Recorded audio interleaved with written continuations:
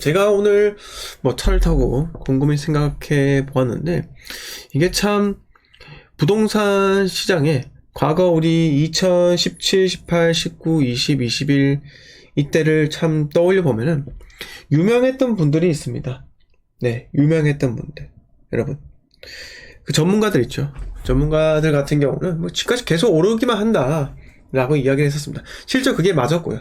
네, 그들의 논리가 그때 맞았습니다. 무슨 백화점 호재든 마트 호재든 지하철 호재든 등등등등 모든 이제 이야기하는 게 상승의 요건에 맞았다는 거죠. 전세가의 상승, 금리 인하 등등 맞습니다.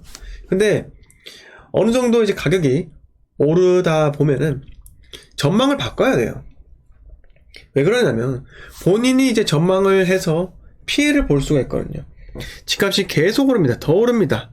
특히 올 초에도 집값이 10% 오른다 했다가 개망신 당한 분도 계시고, 네, 전세 대란 온다고 해서 또 개망신 당한 분이 또 계시는데, 제가 참 궁금한 게 왜 그들은 사지 말아야 된다고 이 경고를 해야 되는 그 시기에 왜 집을 또 사야 한다고 이야기를 하는지, 저는 참 그 선글라스 끼고 온 분 참 마음에 안 듭니다. 왜 마음에 안 드냐, 이게 그분은요 얼굴을 공개를 안 하기 때문에 그렇게 말을 막 이렇게 뱉어놓고 떠나면 그만이에요. 네, 시중에서 사라지면은 그 사람을 기억할 사람들 단 한 명도 없습니다. 네, 참 이게 매체의 무서운 점이에요. 무서운 점. 근데 저는 여러분 당당하게 얼굴을 공개하지 않습니다.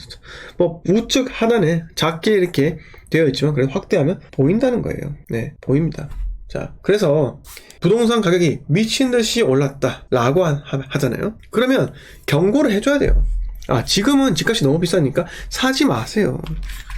사지 마시라고 이렇게 이야기를 해야 되는데, 그냥 계속 집값이 오른다고 하다 보니까 2021년도에도 고점에 잡으신 분들이 지금 크나큰 충격을 받게 됩니다. 네, 오늘 제목에서 제가 말씀드렸다시피 지금 투매가 급증 중이에요. 네, 이 급증을 하는데 여기서 기분이 좋은 건 저뿐만인가요? 네.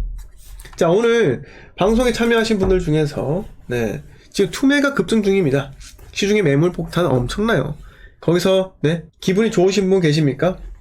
기분이 좋다는 건요, 내가 충분히 준비가 되어 있기 때문입니다. 준비. 여러분 준비가 되셨습니까? 네. 내년 8월 이후부터 엄청난 기회가 찾아오는데요. 지금까지 서울이 올랐고 지방이 올랐다면요, 이제는 서울은 계속 떨어질 것이고요, 지방은 회복을 하는 타이밍이 곧 옵니다. 국지적으로 다를 거예요. 왜 그러냐면 일단은 매물이 급증을 하고 하락이 2년 이상 가잖아요. 사람들의 심리, 사람들의 생각에서는 묻어집니다. 네.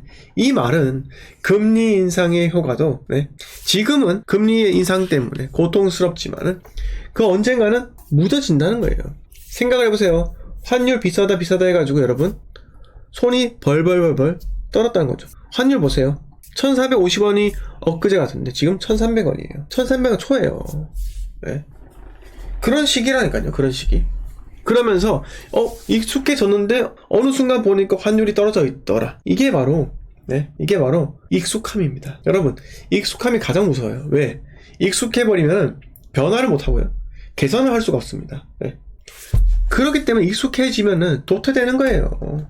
네, 도태되는 거라고요. 안 그렇습니까? 금리요 무한정 올라갈 것 같죠?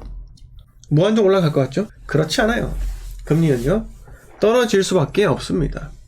왜? 올랐으면 떨어지겠죠. 자, 금리가 왜 떨어질까요? 금리가 결국은 지금 생각해보세요. 레고랜드발 지금 채권시장 위험이잖아요. 채권시장 위험.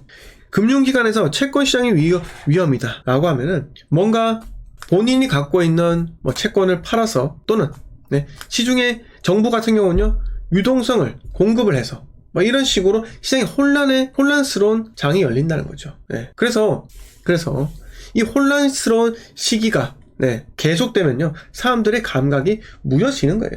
사건 사고 계속 터지지 않습니까? 네. 모라토리엄 선언한 강원도 네, 해서 레고랜드 터졌고요. 네.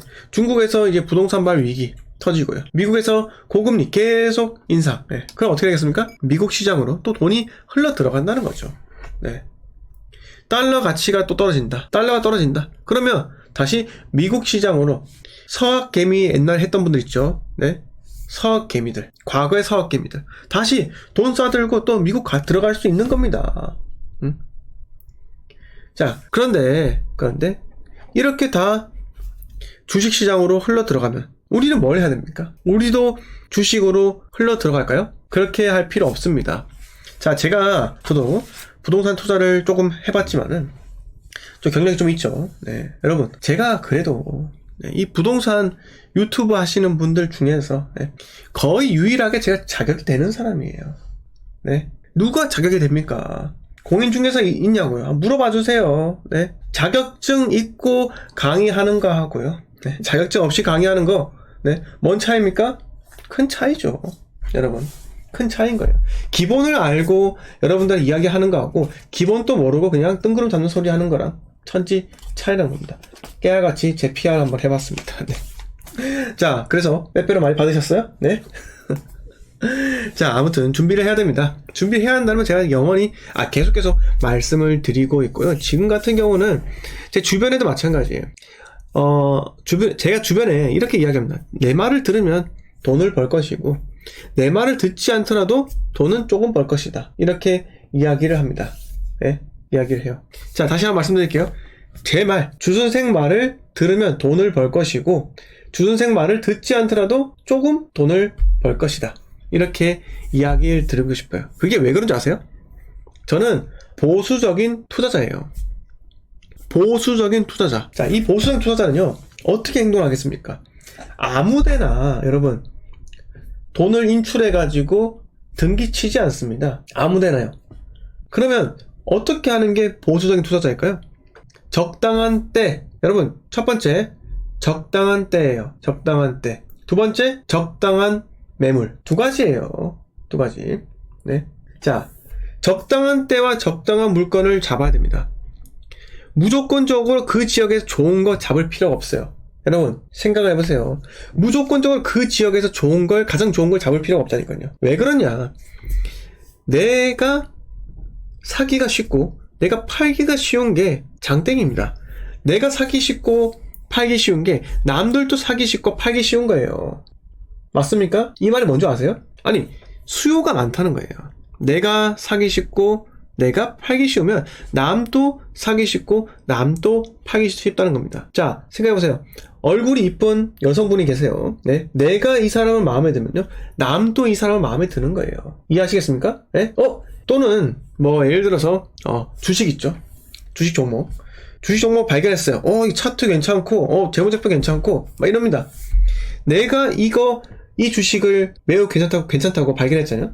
남도 그걸 발견할 확률이 높다는 거예요. 네. 이 말이 뭐다? 수요가 많은 곳에 들어가야 한다는 겁니다. 이게 가장 중요해요. 여러분, 가장 중요해요. 이런 거 이야기하는 사람이 있습니까? 투자에 대해서, 철학에 대해서 이야기하는 사람이 있냐고요? 없다니까요. 네. 전부 다 말이죠. 부동산 사는 방법에 대해서만 이야기하고 공시가 1억 이하로 취득세 중과 피하는 방법, 이딴 거 이야기한다니까요. 정작 중요한 것은요, 네, 수요가 많고 추후에 오를 곳에 대해서 이야기를 해야 되는데, 썰을 풀어야 되는데, 그렇지 않은 무자격 인간들이 너무 많다는 겁니다. 그래서 여러분, 네, 조심하세요. 네. 지금 그런 사람들 말 믿고 생활은 숙박시설, 도시형 생활주택, 아파트, 네, 지식산업센터 샀다가 물렸잖아요. 지금 피해자 얼마나 많은데요. 네. 제가 제일 이해가 안 되는 게, 그 사람은요, 신도시 택지개발지구에 생기는 아파트는요, 좋대요. 여러분, 이게 무슨 말같이 하는 소리예요? 이 사람은 그냥 기법에 대해서 이야기하는 겁니다. 신도시 택지지구에 아파트를 생기면은 수많은 사람들이 혹해서 들어올 거니까 이게 오를 것이다. 이렇게 이야기를 하는데 저는 그게 아닙니다. 자, 아파텔에 대해서 본질적으로 따져보자고요. 아파텔이 뭐예요? 여러분, 나라시님, 아파텔이 뭐예요? 비자님, 아파텔이 뭡니까? 여유님, 아파텔이 뭐예요? 네, 랄라님, 아파텔이 뭘까요? 아파텔은요, 기본적으로 오피스텔이에요. 분홍색깔 상업지역에서 지을 수 있는 용적률 300, 400, 500%짜리 엄청나게 높은 1000% 있습니다. 네. 오피스텔이에요. 아파트형 오피가 아니에요. 그건 땡입니다. 땡. 틀렸어요. 아파트형, 무슨 아파트형입니까? 그냥 오피스텔이에요. 제일 중요한 게 그냥 아파텔이고 뭐 이런 용어는 없어요. 그냥 오피스텔입니다. 여러분, 롯데 월드타워 아시죠? 잠실에 있는 롯데 월드타워. 잠실에 있는 롯데 월드타워. 시그니엘이요. 오피스텔이에요. 네. 이해하셨습니까? 그 오피스텔이라고요. 네. 자, 그래서 본질적인 건요. 오피스텔이기 때문에 오피스텔은 교통이 좋아야 됩니다. 첫 번째, 교통이 무조건 좋아야 되고요. 왜? 교통이 좋아야 되죠? 직장과의 거리가 가깝고 직장에 가기 편하고 그런 직장인들이 많이 선호하는 곳이 바로 아파텔이에요. 즉 오피스텔이라는 거죠. 네. 그래서 여러분 지도 보잖아요. 지도 상업지역에 학교 없어요. 있긴 있지만 거의 없습니다. 자, 강남역 가볼게요. 네, 강남역 오피스텔 있죠? 여기서 지적 편집도 누르면요. 자, 요래요. 강남에 이 분홍 색깔 전부 다 상업지역입니다. 이쪽이 전부 다 오피스텔이 깔려있는 거예요. 여러분 이해하셨습니까? 서울 강남에 전부 다 오피스텔이에요. 오피스텔 아니면 빌딩, 네, 업무용 빌딩 등등등등. 네, 엄청 많습니다. 이 오피스텔 가격대 한번 볼까요? 이게 가격대가 1억짜리 있을까요? 1억이야? 아, 여기는 없네. 네, 없네요. 자, 그러면 2억대가 있을까요? 2억대. 아, 1억이구나. 이거는 0이고. 네, 이렇게 2억짜리 있을까요? 2억 있네요. 자, 보세요. 삼성의 코업 레지던스. 자, 매매가가 1억 6천이네요. 1억 6천. 전세가 볼까요? 전세가 1억 1천. 네. 자, 평수는 단일 평수. 요런 건 투자할 가치가 없겠죠? 매매가 전세가 차이가 많이 나니까요. 그러면 매매가 떨어질 수밖에 없어요. 우리 루미아트 1억 8,500. 네, 전세가는요? 네, 1억 3천입니다. 이런 거는 이미 5천의 거품이 붙었다고 생각하시면 돼요. 네, 거래 안 됩니다. 자, 아무튼 이 상업지역 주변에 학교가 있을까요? 거의 없습니다. 학교가 어디 있어요? 네, 상업지역 주변에 학교가 어디 있냐고요? 없다니까요. 네, 위정뷰. 자, 지적 편집도 이쪽에 학교가 거의 없습니다. 거의 상업지역에는요. 그럼 뭐다? 가족들하고 자식이 있는 부모가 과연 이 상업지역에 있는 오피스텔 살까요? 택지 개발지구에 있는 오피스텔 살까요? 절대로 없습니다. 수요가 적다는 거예요. 제가 오늘 첫 영상 시작할 때부터 계속 수요에 대해서 이야기 드린 이유가 여러분 제가 인구 80만 이하는 투자하지 말라고 하죠. 네, 인구 80만 이하는요 투자 가치가 없다 이야기합니다. 왜? 수요가 적으니까요. 수요가 적은 건요, 여러분들이 이렇게 생각하시면 됩니다. 호구가 적다. 내 물건을 받아줄 만한 호구가 없다 라는 겁니다. 네. 호구가 많아야지 내가 물건을 쉽게 팔 수가 있는 거예요. 즉 물건을 쉽게 팔 수 있다는 건 수요가 높다는 겁니다. 그래서 부디 여러분 집중을 하셔야 돼요. 네. 어디가 어떤 게 수요가 높은지. 아파트가 수요 높을까요? 아니면 오피스텔이 수요 높을까요? 당연히 아파트죠. 네. 오피스텔 관리비 어마어마하게 나옵니다. 왜? 작은 면적에 부지가 작잖아요. 위로만 높잖아요. 세대수 많이 나올까요? 세대수 많이 안 나옵니다. 네. 이거 보세요. 우림 루미아트 24세대입니다. 24세대. 네. 아니 24세대가 경비원 한 명 더 보세요. 아파트 3교대예요. 네. 뭐 2교대 할 수 있겠죠. 근데 2교대 하면은 뭐 2조 3교대, 3조 2교대인가 해가지고 3명에서 2교대 하는 게 있어요. 네. 그렇게 해서 하루 반나절을 서고 다음날 반나절 쉬고 다음날 오전까지 쉬고 또 야간하고 이렇게 하는 게 오후 근무하는 게 있는데 그렇게 하잖아요. 얼마인 줄 아세요? 자, 엑셀 잠깐 켜볼게. 엑셀. 네. 거의 2조를 하면요 한 달 월급이요 400만원 나가요. 최저임금 해도. 네, 400만원 2교대 하면요 그렇다는 거예요. 네. 이게 3명 있어야 돼요. 3명. 한 달 얼마예요? 네, 한 달 얼마예요? 1200만원입니다. 한 달에 1200만원. 인건비, 월 인건비. 어휴. 3명이 1200만원이에요. 그러면 생각해보세요. 1200만원을 네, 1년을 해보세요. 1년. 네, 1억 4,400입니다. 아까 저기 24세대, 네, 24세대, 뭐 24세대 요건 좀 오버하긴 한데, 네. 뭐 예를 들어서 뭐 18세대밖에 안 되네. 그러면 100세대 있다 할까요? 100세대. 네, 그러면 100을 1억 4,400을 나누면요 한 집당 144만원입니다. 이거를 12개월 나눠볼까요? 자, 한 달 관리비가 경비원 쓰는 데만 12만원 붙어요. 이해하셨습니까? 경비원 경비원 3명 쓰는 데만 월 12만원 들어간다고요. 어때요 여러분? 여기다가 장기수선 충당금 넣죠. 전기세 나가죠. 가스비 나가죠. 해보세요. 30만원 그냥 넘어갑니다. 이게 수요가 적은 이유예요. 만약에 아파트만큼 관리비가 적다고 생각해보세요. 그냥 20만원 나온다고 생각해보세요. 당연히 사람들이 많이 살겠죠. 그리고 오피스텔이 아파트만큼 전용 면적이 나온다. 당연히 오피스텔도 많이 사겠죠. 근데 그렇게 전용 면적이 많이 나올 수 없는 구조가 아파텔인 겁니다. 자, 이렇게 한번 말씀을 드려보겠습니다. 이용님께서 OP 관리비 미칩니다. 공실되면 박살납니다. 이렇게 이야기를 하셨고요. 김일아님 반갑습니다. 오랜만입니다.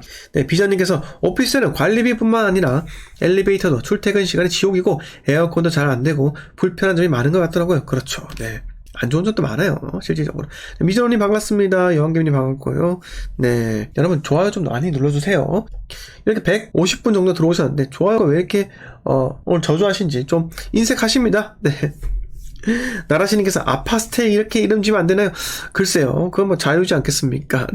그렇게 하면 분양이 안 되지 않을까요? 비전님께서 사람들이 말하는 것처럼 대장 아파트 선호할 필요 없나요? 없습니다. 수요가 많은 일반 아파트만 하잖아요. 여러분 생각해보세요. 대장 아파트가 절대적인 금액이 많이 오르는 건 맞습니다. 맞아요. 그건 맞습니다. 그런데 그 대장 아파트를 내가 갖기 위해서는요, 투자금이 많이 필요하잖아요. 그렇다고 대출을 이빠이 내가지고 할 수는 없다고요. 그래서 저는요, 수익률을 높여라고 이야기 드리고 싶습니다. 절대적인 매매가가 작잖아요. 그러면 매매가 전세가 갭이 적기 때문에 수익률이 없습니다. 그래서 앞으로 취득세 중과 풀리잖아요. 여러분 취득세 중과 풀리면은 매매가 비싼 아파트가 수익률이 높을까요? 아니면 매매가 싼 아파트가 수익률이 높을까요? 당연히 매매가 싼 아파트가 수익률이 높고요. 매매가 싼 아파트 여러 채 사는 게 훨씬 더 이득입니다. 자, 이용님께서 OP는 5년 월세 빼먹고 매도하면 대박 아닐까요? 지난장에 역세권 아파트 수요가 생긴 건 과도한 집값 상승 때문에 맞습니다. 그래서 뭐 임대사업자 등록해가지고 취득세 신축 오피스텔 사가지고 오는 동안 임대료 빼먹고 그 다음에 취득세 면제니까 그거 빼먹은 다음에 팔아서 한 돈 좀 벌었다. 그러면 되겠죠. 그럼 되는 거예요. 자, 그리고 김나은님 반갑습니다. 자, 이렇게 한번 말씀 한번 드려보았습니다. 자, 우리가 오늘 제가 오피스텔에 대해서 좀 이야기를 드렸었고요. 자,